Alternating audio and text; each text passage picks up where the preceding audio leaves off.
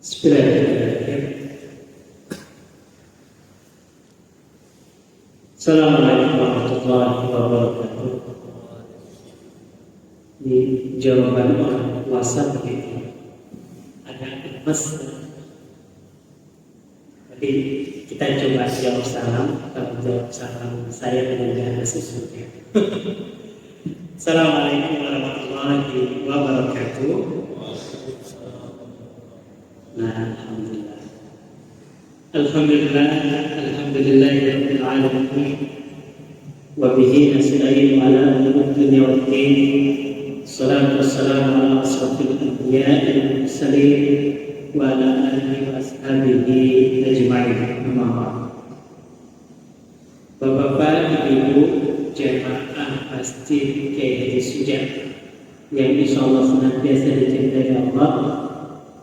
Terima kasih masih pembicara takmir masjid mengawali majelis ilmu kita pada sore hari ini. Alhamdulillah, bersyukur kita panjatkan kehadiran Allah Subhanahu wa Ta'ala, karena berkat segala rahmat dan berkat segala nikmat, hidayah cahaya yang Allah berikan, hari ini kita bisa berwajah, bisa bertatap wajah, bertatap muka. Karena ternyata bertatap muka langsung dengan bertatap muka layar ketika zaman COVID-19 melanda berbeda ya Pak Wia. Maka nikmat ternyata walaupun bertemu hanya bertatap muka secara langsung, itu ternyata kenikmatan. Ya, kita sudah belajar dari cobaan kita bersama di COVID-19, maka banyak hal kenikmatan yang Allah berikan tampaknya kecil, sederhana, tapi ternyata sangat sangat kita butuhkan. Orang ingin bertemu itu ternyata bukan sekedar pertemuan, tapi memang ada satu kepuasan batin bagi manusia sehingga ingin bertemu satu dengan yang lain. Kita merasakan bagaimana era COVID waktu itu semua terbatasi dan semua terhalangi, dan hanya menggunakan digital itu ternyata yang nikmat yang terlupakan bagi kita. Bapak Ibu, ini bukan basa-basi. Dalam setiap awal kita bermajelis ilmu, kita selalu mengingatkan diri kita masing-masing untuk bersyukur. Syukur, alhamdulillah atas kehadiran Allah, karena memang hari ini kita mudah, sehat, kuat.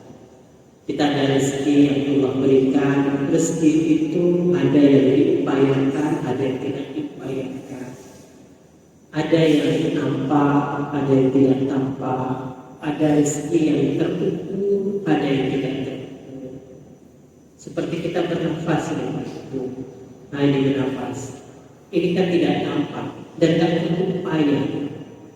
Kita sambil tidur sampai nggak sadar diri pun Allah kasih rezeki. Tapi kalau kita mau mendapatkan hasil pertanian, hasil perkebunan, ingin mendapatkan keuangan, itu rezeki yang diupayakan. Itu namanya rezeki. Kita mau dapat ilmu, rezekinya adalah diupayakan.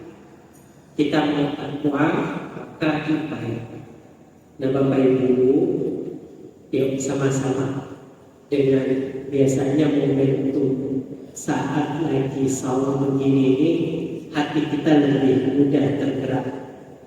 Kita sadar mengawali aktivitas kita pada sore hari ini dengan penuh kesadaran, karena Allah lah kita ada, dan karena kekuatan Allah lah kita hadir di sini. Sama-sama kita ucapkan rasa syukur, alhamdulillah. Yang kedua, marilah kita bersalawat atas Nabi Agung kita, Nabi besar Muhammad Sallallahu Alaihi Wasallam. Nabi para Rasul yang penutup, tidak ada Nabi dan Rasul setelahnya. Rasul yang menjadi penuntun kita, yang dihadirkan Allah menjadi profil rujukan kita, seperti apa menghadapi hidup, seperti apa menjadi ayah, seperti apa menjadi pemimpin, bagaimana dan seterusnya. Dan Allah alhamdulillah sudah hadirkan melalui Nabi kita, Nabi Muhammad SAW. Bapak Ibu rahimahullah, insyaallah kita besok melaksanakan hari, salah satu hari yang mulia, hari yang sejarah manusia mencatat merupakan satu proses yang kalau tidak ada yang pernah melakukan satu amalan pengorbanan yang sedahsyat, yaitu kisah bagaimana Nabi Agung kita, Nabi Ibrahim menyembelih anaknya. Ya alhamdulillah, hari ini kita juga melaksanakan saum Zulhijjah, 9 Zulhijjah. Saya ingat betul ketika Muhammadiyah itu berbeda penetapan Idul Adha, di mana saat jadwal wukuf dengan jadwal puasanya Muhammadiyah itu berbeda. Jadi orang di sana sudah Idul Adha, nah kita baru puasa Zulhijjah, atau sering dikatakan puasa awal. Lalu banyak pertanyaan yang masuk. Kita ini puasa kan karena Arafah, ya karena ada jamaah haji di Arafah, maka kita berpuasa Arafah. Terus kalau jamaah haji sudah tidak di Arafah, tidak lagi di Arafah, terus kita puasa apa namanya? Ya namanya puasa 9 Zulhijjah. Ya baik, karena kalau nanti, jika nanti ini jawabannya Prof. Yunan, Allah yarham. Prof. Yunan itu berarti menjawab, kalau terjadi tragedi sehingga membuat jamaah haji tidak bisa wukuf di Arafah, apakah puasanya itu masih berlanjut atau tidak? Kan gitu. Dan ternyata perkataan belum terbukti. Ketika COVID-19 tidak ada lagi haji dan wukuf itu kan tidak sempat terhenti, itu menandakan bahwasanya puasa yang kita lakukan ini bukan karena Arafah, tapi karena dalam tuntunan bertepatan menjelang 10 Zulhijjah. Bapak Ibu rahimahullah, masih di bulan Zulhijjah, saya tadi berangkat ke sini sebenarnya dalam kondisi batin yang tidak nyaman, karena gara-gara membaca berita, mencoba mencari, mengakses informasi tentang berita yang lagi viral, yang mengagetkan. Tapi setelah saya pikir-pikir, ini menarik dengan kisah Zulhijjah. Ya mudah-mudahan ini bisa jadi pelajaran buat kita Bapak Ibu. Jadi kisah yang lagi berita yang lagi populer sekarang, yang lagi mengejutkan itu adalah bagaimana seorang ayah melakukan persetubuhan kepada anaknya sejak lama. Dan punya bayi, sudah melahirkan 7 kali anak bayi, dan 7-7-nya dimatikan, dibunuh.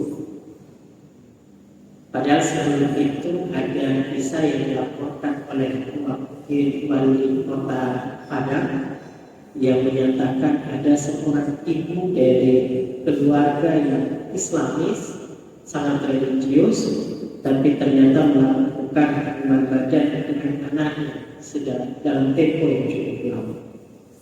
Dan dengan keluarga yang ya ini jadi introspeksi kita Bapak Ibu, tapi jangan dihakimi ya. Hafiz Quran, dan ternyata ada satu kejadian yang membuat kita harus tertohok dengan kondisi ini.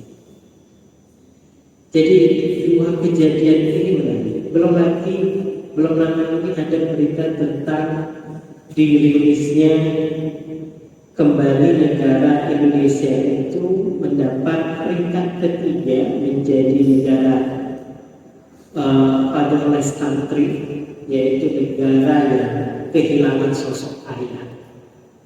Jadi Indonesia itu untuk kesekian kalinya dinobatkan sebagai negara yang peran ayah dalam mendidik anak itu nyaris tidak terlaksana dengan semestinya.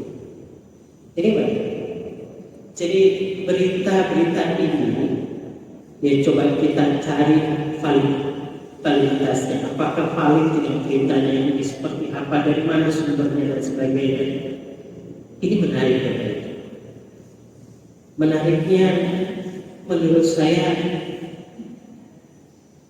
harus kita bisa kita kontekstualkan dengan tragedi di bulan Zulhijjah ini. Jadi kalau dalam Al-Quran surat As-Saffat, ikan ayat yang sangat populer, Allah berfirman, "Falamma balagha syai'an qala ya bunayya inni ara fil manam anni adbahuka fanzur madza tara qala ya abati if'al ma tu'maru satajiduni insyaallah minas sabirin." Bapak Ibu rahimahullah, salah satu hikmah yang dapat kita pelajari dari bulan Zulhijjah adalah adanya ruh pengorbanan atas keimanan. Dalam kisah keimanan umat manusia, dalam perjalanan sepanjang perjalanan umat manusia dari Nabi Adam nanti sampai kapanpun, selalu diiringi dengan pengorbanan. Itu perlu dicatat. Iman tanpa ada ruh yang menggerakkan untuk berkorban, itu pembuktiannya tidak nyata. Maka apa yang dilakukan oleh Nabi Ibrahim dalam surat As-Saffat itu kan, Nabi Ibrahim kan agak gelisah ketika cerita kepada anaknya, "Ya bunayya, wahai anakku, ini arafil manam, aku melihat dalam mimpiku, ani adbahka, aku menyembelih kamu." Jadi ibaratnya dengan kita punya anak, kita mimpi kita nyembelih anak kita, kok sekali, 2 kali, 3 kali kita ragu ini sebenarnya apa. Ya, tapi ini jangan dilakukan. Ini saya cuma menggambarkan seolah-olah ya. Baik ya.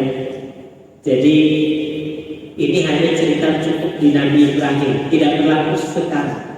Saya hanya ingin menggambarkan kepada diri kita masing-masing bagaimana gejolak batin yang terjadi seorang ayah bernama Ibrahim, mimpi anaknya disembelih. Lalu dia ngomong dengan bahasa lembut, "Ya bunayya, wahai anakku." Ini kan kata bahasa yang menunjukkan rasa sayang kepada. "Wahai anakku, aku itu mimpi melihat dalam mimpiku aku menyembelih kamu." Ini Ini kan pada Nabi Ibrahim kan sadar kalau beliau itu nabi, harusnya dia tahu. Dia sangat tahu sebenarnya. Kalau segala apa yang menjadi petunjuk Allah, mana perintah dan larangan Allah dia tahu. Karena memang dia punya privilege yang diberikan oleh Allah Subhanahu Wa Taala sehingga dia tahu. Tapi dia sebagai manusia biasa juga gelisah. Kenapa gelisah? Lah punya anak susah. Sudah punya anak susah, dapat dan disuruh sembelih. Coba, kalau kita mengenal, kalau di daerah saya namanya dikenal sebagai ada kalau orang punya anak dalam tempo yang lama lalu punya anak itu dibilang anak aneh, anak emas. Anak emas. Kenapa dikatakan anak emas? Karena memang dapatnya aja sulit. Begitu sudah dapat anak itu, wah sayang sekali. Nah kira-kira begitulah Nabi kita itu. Nabi kita itu sudah payah dapat, begitu dapat, lagi senang-senangnya, lagi cinta-cintanya, suka-sukanya, tiba-tiba disuruh menyembelih. Itu gimana? Nah yang menarik Bapak Ibu, Kola, ini jawaban anaknya Ismail, ya abadi, wahai ayahku, if'al, lakukan, mantuk mau satajudin, apa yang diperintahkan kepadamu, satajudin insyaallah minas sabirin, kamu nanti akan mendapatkan insyaallah menjadi golongan orang-orang yang sabar. Ini antara ayah dan anak imannya sama-sama dahsyat. Luar biasa. Ini luar biasa.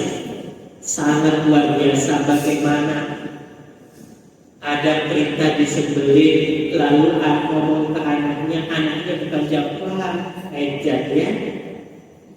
Sampai ini kok begitu ya? Gak mungkin kan? Masa aku disembelih kira-kira. Tapi malah anaknya bilang, ya lakukan. Nah ketika sudah mantap keduanya kan digoda oleh setan. Ketika mau disembelih digoda sama setan sampai akhirnya apa yang dilakukan Ibrahim Pak? Ibu? Lalu dilempar dengan batu. Nah Bapak Ibu, ini kan kisahnya diabadikan dalam Al-Quran dan diabadikan dalam ritual haji. Berarti ada apa? Ada isyarat yang Allah ingin sampaikan ke kita. Kenapa? Bapak Ibu, dalam sejarah panjang umat manusia, kemenangan, kejayaan, kesuksesan hidup itu diraih karena ada pengorbanan. Kalau mau punya anak yang soleh-soleh, anak yang kuota, anak yang berkualitas baik, anak yang berprestasi, maka ayah, ibu harus berkorban.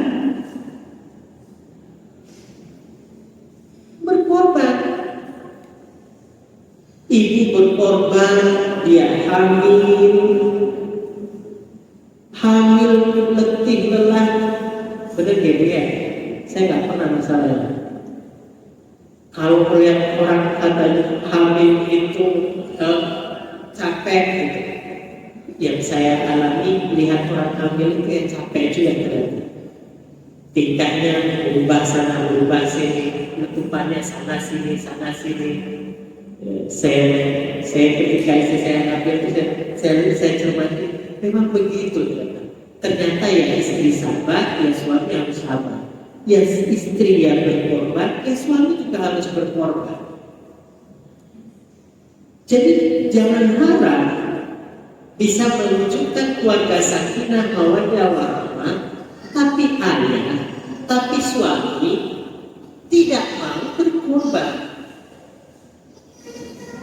Bapak Ibu, yang terjadi dengan fatherless country tadi, negara Indonesia termasuk negara yang kehilangan sosok ayah, karena ayah di Indonesia sering memposisikan dia hanya menjadi mesin ATM. Seolah-olah terkait dengan pendidikan anak, pengasuhan anak hanya sebatas dilakukan oleh istri. Pokoknya bekerja, bagaimana mendapatkan profit, pagi, siang, sore, malam tidak dihiraukan, pulang sudah capek, tidur, istirahat, bangun, lalu bekerja lagi, tahu-tahu anaknya sudah besar, lalu manggil, "Om, apa kabar?" Ini dilema, kadang-kadang dilema. Saya masuk fase yang kadang-kadang merefleksi begitu Bapak Ibu. Kita ya kerja, ngajar, ya aktif di perserikatan, ngisi sana sini. Lama-lama anak saya di mana gitu. Itu kalau nggak berkorban kita ini Pak Ibu, mustahil. Nabi Ibrahim alaihissalam pengorbanannya luar biasa. Bahkan dia mau menyembelih anaknya, disembelih. Saking menunjukkan, ya Allah, aku ini cinta dengan anakku. Ini anak ini kan sosok yang sangat dicintai, yang dirindukan, tapi dia bunuh, dan tanda petik dia bunuh kecintaannya. Yang penting dia cinta dengan Allah. Itu kan dahsyat. Kita ngasih duit saja, ya ada duit kita 100 juta atau miliaran, kita kan mau mikir-mikir juga kalau mau dirikan untuk ngasih orang dalam jumlah 50% dari uang kita. Benar ya Pak? Kalau nggak benar berarti dengan jauh sudah melampaui lebih baik. Misalnya kita punya 1 miliar, 50%-nya itu jenengan infakkan, jenengan cuma pakai 50%-nya lagi.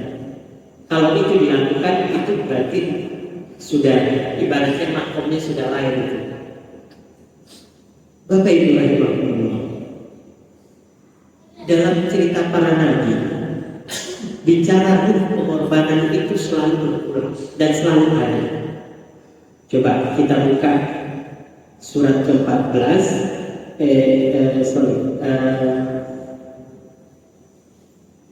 Saya bukan Al-Hidayah, jadi tak hafal ya.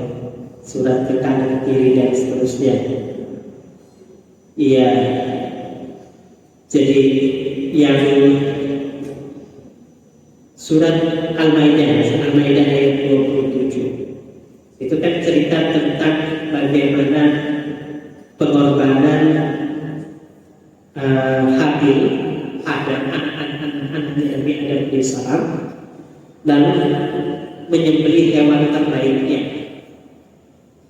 Iz qaraba qurbanan fatuqabbil min ahadihima walam yutaqabbal min al-akhar.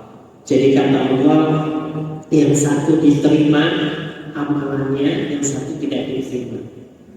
Itu Habil. Siapa lagi? Pengorbanan ibunda Musa alaihissalam. Coba buka Al-Quran surat Toha ayat 38 sampai 39. Bagaimana dikisahkan kepada ibunda Nabi Musa alaihissalam untuk melemparkan anaknya ke sungai Nil. Bukan melemparkan, apa namanya? Menghanyutkan. Coba diajak ke anaknya.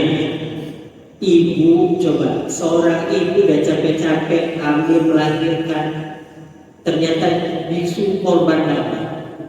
Padahal untuk hamil dan melahirkan itu sudah berkorban, bahkan nyawanya terancam. Baru saja lahir disuruh berkorban. Itu dicatat dalam Quran surat Toha ayat 38 sampai 39. Lihatlah bagaimana Nabi Yusuf berkorban masa mudanya di dalam sumur yang gelap, lalu dia dipenjara. Itu nanti buka Quran surat Yusuf ayat ke-33. Yang uniknya Nabi Yusuf malah mengatakan, qala rabbi zidni ahabbu ilayya mimma yad'unani ilayhi wa ila tasrif an kaydahunna asbul ilayhinna wa aku minal jahilin. Kata Nabi Yusuf, wahai tuanku, penjara itu lebih aku sukai. Kan lucu, kan dia lebih senang di penjara.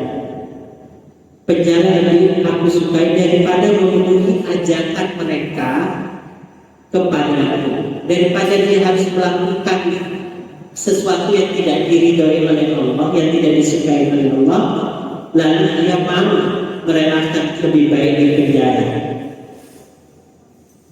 Ini berkorban Nabi Yusuf alaihissalam. Bagaimana berkorban masa mudanya dia di penjara, bahkan sebelumnya dia juga di sumur. Lalu lihatlah kisah Nabi Nuh, berkorban hidup berdakwah. Berapa lama Pak Ibu? 950 tahun berdakwah ke sana kemari selama 950 tahun, tapi cuma punya pengikut hanya 12 orang. 12 pengikut. Coba itu ibaratnya ceramah ke sana kemari selama 950 tahun, ternyata cuma ada yang ikut itu cuma 12. Lihat Nabi Musa alaihissalam dan Nabi Harun alaihissalam, bagaimana mereka berdakwah menghadapi seorang taghut yang manusia mengakui dirinya sebagai Tuhan, yaitu Fir'aun. Ya Bapak Ibu, Baiklah Musa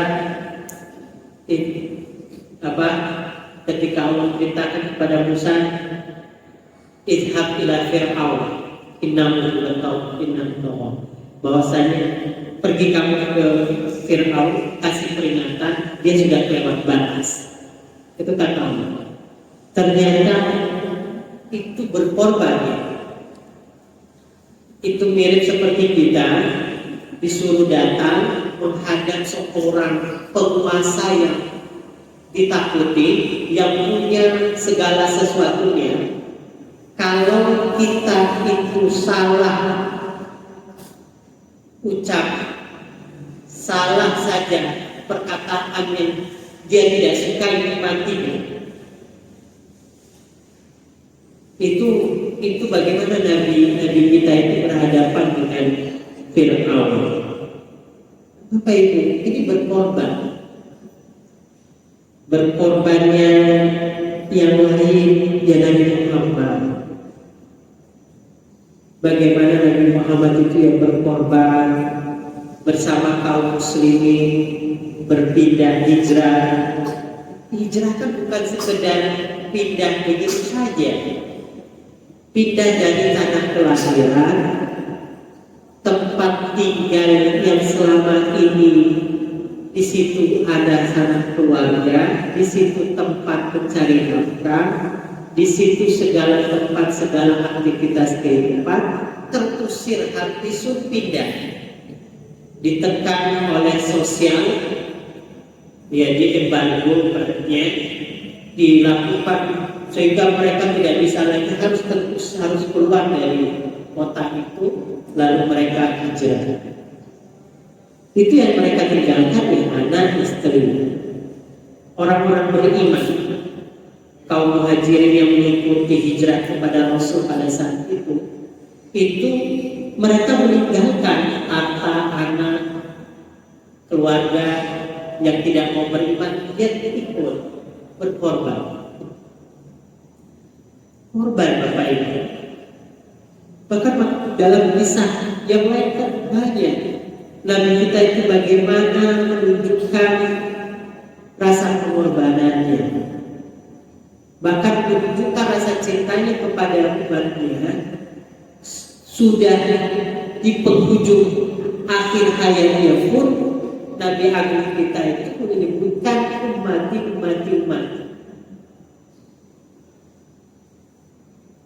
Sampai-sampai di akhir hayat mengucapkan itu kalau bukan karena ada rasa cinta pengorbanan yang besar, itu tidak mungkin terjadi, Bapak Ibu. Dan hari ini jadi salah satu hikmah terbesar dalam perjalanan kisah setiap 10 Zulhijjah yang kita lakukan, Bapak Ibu, adalah adanya ruh pengorbanan. Ruh pengorbanan ini makin kesini, makin tahun, modern, kehidupan semakin modern, ilmu pengetahuan semakin banyak, tapi narasi ruh pengorbanan itu semakin dangkal, semakin mengecil, jadi seolah-olah akhirnya terjadilah saat ini masyarakat child free, masyarakat LGBT. Kenapa? Lihat, dengarkan argumentasi kaum yang menyatakan diri sebagai child free. Child free itu mereka yang menyatakan dirinya menikah tapi bersepakat tidak punya anak, terbebas dari anak. Yang menikah terjadinya perkawinan tapi bersepakat tidak punya anak. Alasan mereka apa? Daripada nanti punya anak, anaknya itu dikasari, salah didik, atau bahkan terancam masuk neraka, lebih baik kami menikah tapi nggak punya anak, kan bebas. Ini sama halnya kaum LGBT, lesbian, gay, biseksual, LGBT, lesbian, gay, biseksual, transseksual, itu mengatakan sekarang kan banyak Pak LGBTQI apa, saya juga apa panjang. Jadi mereka kan selalu mengatakan seolah-olah hidup ini hanya sebatas meluapkan nafsu semata. Maka banyak dalam teori psikologi, Bapak Ibu ya, lihat Bapak Ibu, dalam teori psikologi itu kan terlalu mendewakan bagaimana emosi yang ada pada diri manusia itu diekspresikan, diberi ruang ekspresi yang besar, tidak justru meredam. Jadi kalau dalam kacamata psikologi modern, supaya sehat mental seseorang, ketika dia mau mengekspresikan emosinya, maka dia harus mengekspresikan supaya sehat. Ini kan bertolak belakang dengan konsepsi Islam. Justru katakan ekspresi emosi banyak ya Bapak Ibu ya. Ekspresi rasa suka, marah, benci, kecewa ya. Nah kalau sekarang kan enggak. Sekarang itu Bapak Ibu, bagaimana kalau jenengan kesal dengan anak, kesal dengan istri, kesal dengan suami, ekspresikan saja. Daripada sakit, daripada stres, lebih baik diekspresikan.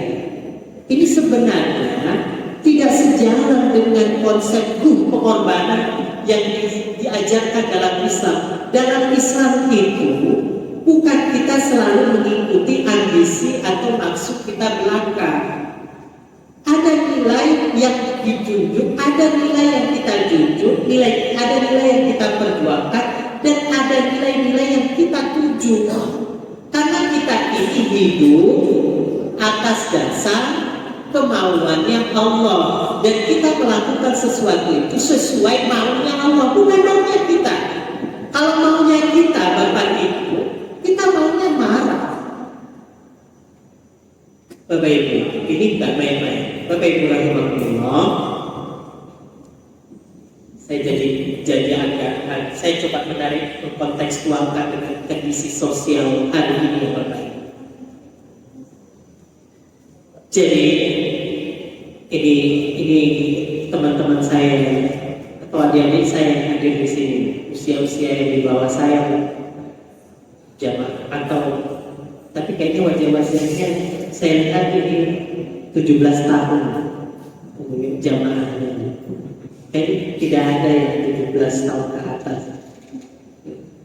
Bapak Ibu, tolong dididik, beritahu kepada anak-anak kita, generasi-generasi kita, kalau mau sukses, ruh pengorbanan itu harus dikuatkan. Mahasiswa, pelajar, kalau mau sukses dia dalam belajar, dia harus berkorban rasa takutnya. Mahasiswa kalau tidurnya jam 10 malam, itu bukan mahasiswa, dia berkorban. Dia harus berkorban, rasa takutnya dia tahan dari tidur yang harusnya sekian jam per hari, dia kecilkan. Dia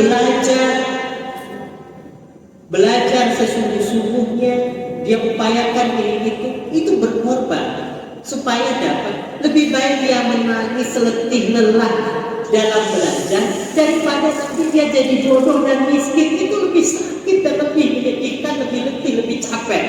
Jadi manusia bodoh, jadi manusia tidak sukses, jadi menjadi bagian dari sampah masyarakat itu menjadi sangat lebih menyakitkan. Lebih baik jadilah mahasiswa yang gigih belajar, berkorban atas waktunya, berkorban atas tenaganya, berkorban atas pikirannya, berkorban atas kesempatannya, berkorban dengan hartanya. Dia upayakan itu menjadi seorang pribadi pelajar yang jihad dalam ilmu sehingga dia bisa sukses mendapatkan ilmu yang baik. Begitu juga ayah yang berkorban. Kalau mau bilang capek di dunia ini, mana yang nggak capek Bapak Ibu? Memakan lauk yang kita sukai saja. Kalau kita makan banyak berulang-ulang, tambah ya capek itu makan. Maka harus berkorban. Ayah kerja di kantor atau usaha, berdagang atau apa, dia punya pressure, punya tekanan di iklim kerjanya. Bagaimana dia punya keinginan target, itu ayah itu begini semua dia pikirkan karena dia pengen anak istrinya senang, baik, menyenangkan dan sebagainya. Begitu pulang ke rumah, bukan berarti Anda tidak punya hak untuk direpotkan anak dan istri Anda.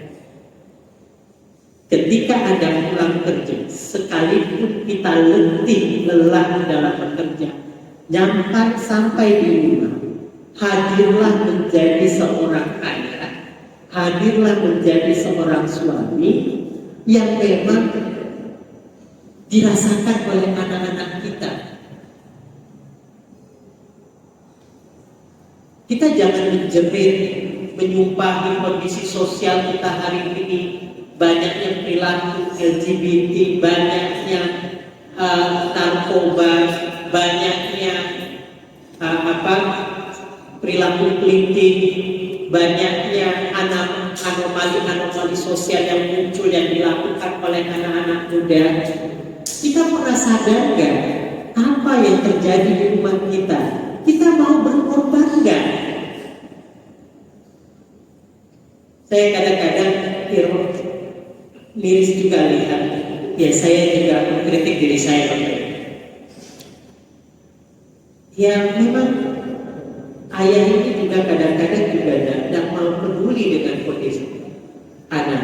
paling cuma bilang, Bu, itu si kakak kenapa kok baca Qurannya gak bagus? Kok ibu, kok istrinya itu? Pak, Ibu, wahai para pemimpin rumah tangga, sampai seusia rumah tangga kita seusia ini, pernahkah kita mengukur sejauh mana kemampuan baca Quran anak keturunan kita? Pernahkah kita coba mereka untuk sholat, kita lihat gerakan sholatnya, bacaan sholatnya, apakah sudah sesuai dengan tuntunan Nabi kita? Pernahkah kita berdialog dengan anak-anak kita bagaimana kehidupan ini perlu selalu dirangkai dengan keimanan? Yang terjadi di masyarakat kita, Bapak Ibu rahimahullah, apa? Berkumpul keluarga kalau mau bagi nopo Bapak Ibu, bagi warisan. Tapi anak-anak saya sudah besar, Bapak sudah punya anak, ya panggil sebulan sekali. Jauh, nanti pas pulang dibilang, nanti setiap bulan apa kumpul, dilihat cerita, ayat cerita. Nah, ayah, saya mohon maaf Bapak Ibu, apa yang saya sampaikan itu apa yang saya alami sebagai anak kepada orang tua saya. Jadi kami itu punya kebiasaan dikumpulkan oleh ayah, selalu ditanya progresnya apa tahun ini, sudah sampai mana, ke depan mau apa. Pertanyaan pertama yang selalu ditanya ayah itu adalah, anakmu sudah sholat? Kamu sholatnya masih sholat? Siapapun, ya saya juga ditanya, kadang-kadang lucu juga, saya masih diragukan sholatnya oleh ayah saya. Tapi ya saya harus paham, itu ayat. Anakmu sudah mengajarkan sholat. Qurannya sudah sampai mana? Nah, kamu sudah sampai ini, sudah sampai mana tugas kamu? Itu ayah yang usianya 80 tahun. Karena kami memang terdidik dari dulu dipanggil, selalu ditanya bagaimana. Maka ketika kita Pak Ibu besok mau Idul Adha, habis sholat, kita sholat berjamaah dengan anak-anak kita, duduk, habis itu kita bilang, besok kita hari raya Idul Adha. Hari raya Idul Adha itu diceritakan amalannya apa, mengapa begitu, kisahnya bagaimana. Diceritakan. Nah, besok mau Ramadan. Kita ini masuk pada bulan yang mulia. Sebentar lagi kita Muharram. Muharram itu begini, raketan cuma 15 menit Pak. Duduk, sampaikan.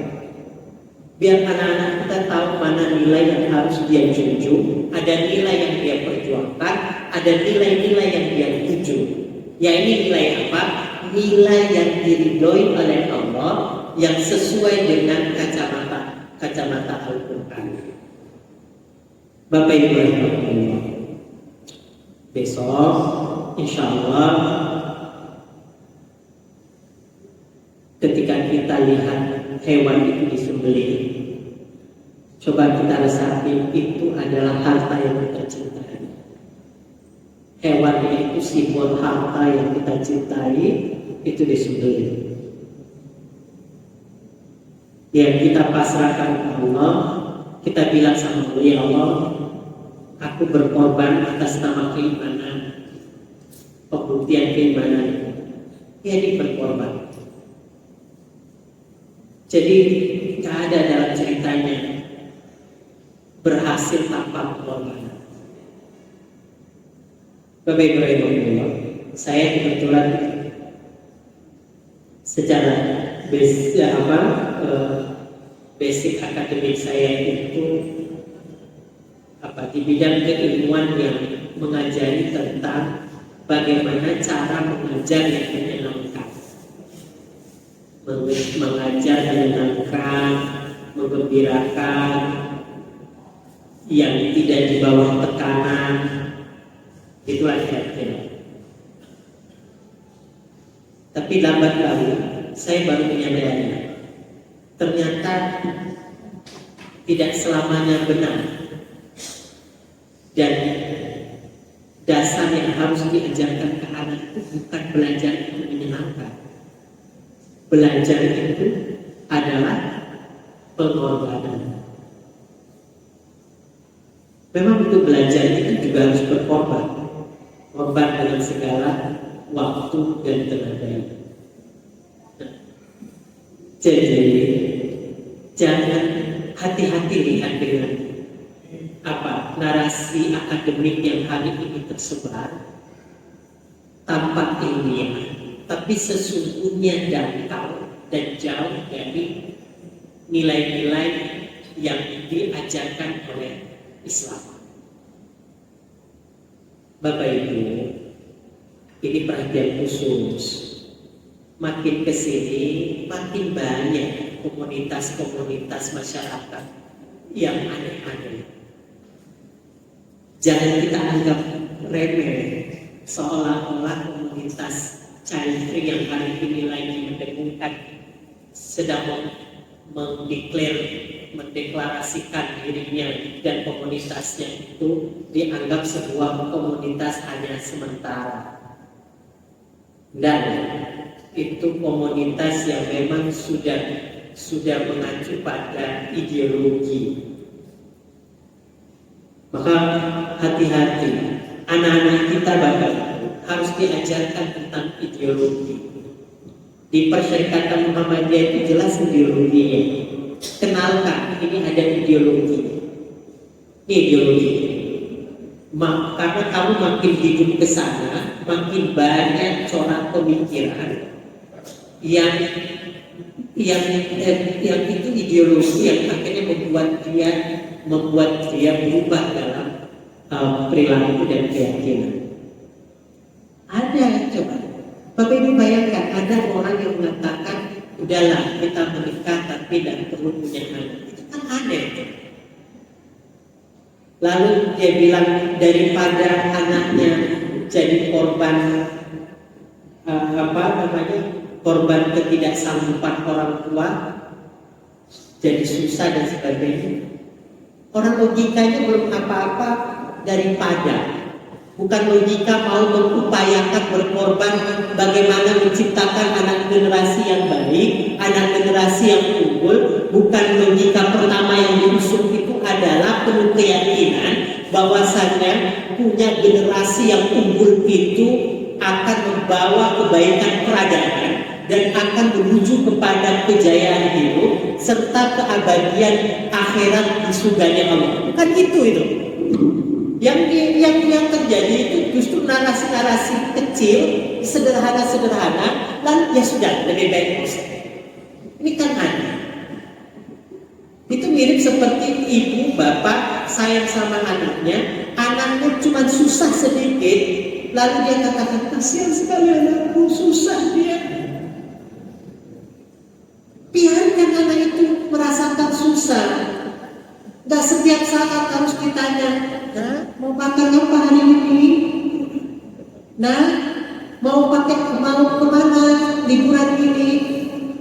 Sekali-sekali liburan kali ini, liburan sekolah kali ini kita di rumah dulu. Ya, kenapa? Ya karena memang kondisi kita lagi belum ada. Ajarkan saja, diajarkan. Tapi jangan pelit ya. Bukan berarti nanti habis itu nggak mau ngajak anak jalan-jalan juga. Diajarkan situasi itu. Anak harus diajarkan dalam situasi yang tidak nyaman. Sekaligus dia diajarkan bagaimana mencari kenyamanan di dalam kondisi yang tidak nyaman. Bapak Ibu rahimahullah, saya juga jawab. Oke. Jadi dari cerita yang kondisi sosial di awal pembukaan tadi saya sampaikan, saya melihat ada nilai ruh pengorbanan yang semakin didangkalkan. Padahal hari ini bulan Zulhijjah dan insya Allah kita akan Idul Adha besok. Salah satu kisah hikmah terbesarnya adalah cerita tentang ruh pengorbanan. Hidup mau sukses, maka berkorbanlah. Mau dapat anak generasi yang soleh-solehah, berkorban. Bagi jamaah yang belum menikah, mau dapat istri atau suami yang baik, itu harus berkorban. Berkorban memantaskan diri, menunjukkan sikap mulia, sehingga hanya orang-orang mulia yang mendekati kamu dan melihat kamu. Jadi kamu kalau punya anak, ya harus berkorban untuk anaknya. Kalau punya suami, berkorban untuk suami. Jangan berkorban itu bukan berarti Pak, apa panggilan ke suami apa Bu? Papa, Dedi, Papi, Pak ya. Tergantung uang jajannya.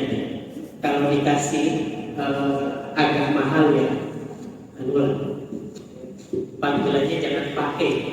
Dan bilang istri itu sudah berkorban untuk suami. Maka pengorbanan istri itu kan tidak dituntut untuk melakukan amalan-amalan lain selain yang inti saja, yang wajib-wajib saja. Kenapa? Karena dia sudah habis itu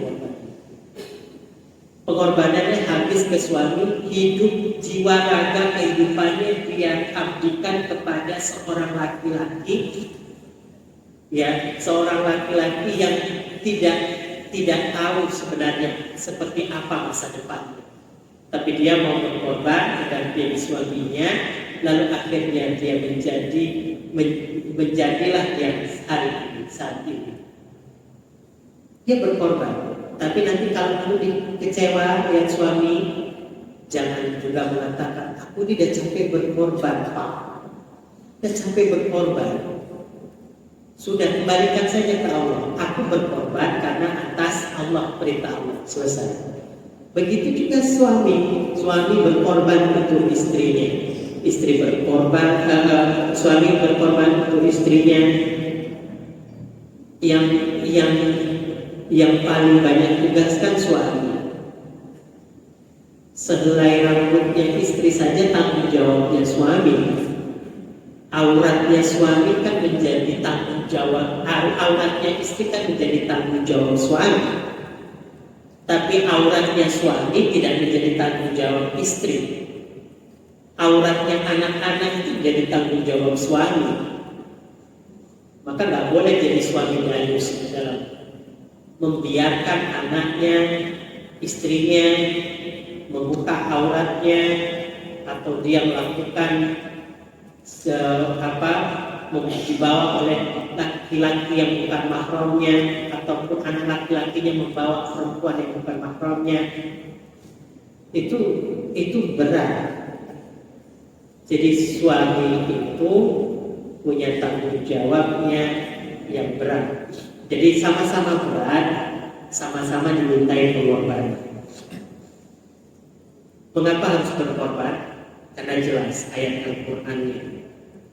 Ya, karena ayat Al-Qur'annya walana berwanaku bisyai min al-faqr ju'i wa naqsin amwal wal anfus was samarat dan seterusnya. Lalu dia beruang ayyukum ahsanu amala. Singkat kata Allah firmankan, mengapa kita harus berkorban? Karena dunia ini tempat kita diuji. Dia beruang ayyukum ahsanu amala. Siapa yang berbeda amalan? Tapi ingat, ujian yang kita dapati hari ini la yukallifullahu nafsan illa Pokoknya pasti sesuai kadar kemampuan kita. Ya kalau hari ini sakit, hari ini letih, hari ini kok uangnya agak kanker gitu, kantong kering, ya itu terbaik dan itu coba dan kita berkorban. Pengorbanan orang beriman ya seperti kita bangun tahajud, ngantuk tapi berkorban, kita bangun sholat subuh, itu korbannya orang beriman, pengorbanannya orang beriman. Jadi ternyata untuk menjadi orang beriman ini juga dimintai bagaimana memunculkan ruh pengorbanan sehingga kita bisa mendapatkan kejayaan dan kesuksesan yang hakiki, baik itu di dunia maupun di akhirat.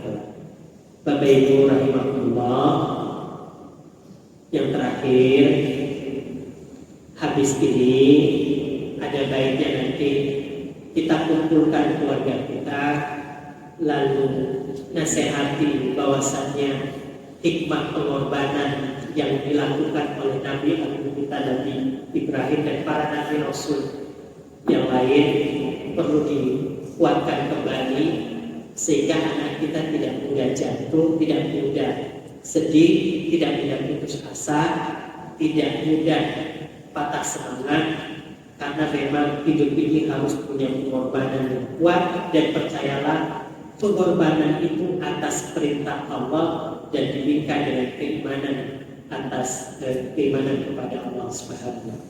Semoga Allah memberikan kekuatan dan kemudahan bagi kita untuk memiliki ruh pengorbanan dan pada akhirnya kita kembali dalam keadaan husnul khotimah dan meninggalkan keturunan yang kuat akan imannya, ilmunya, amalnya, hartanya, fisiknya, kemampuannya dan segalanya, sehingga menjadi kejayaan Islam yang kuat dan juga kita bisa berkumpul di surganya Allah sekeluarga, bertetangga di surga dan juga bertetangga di dalam majelis ilmu.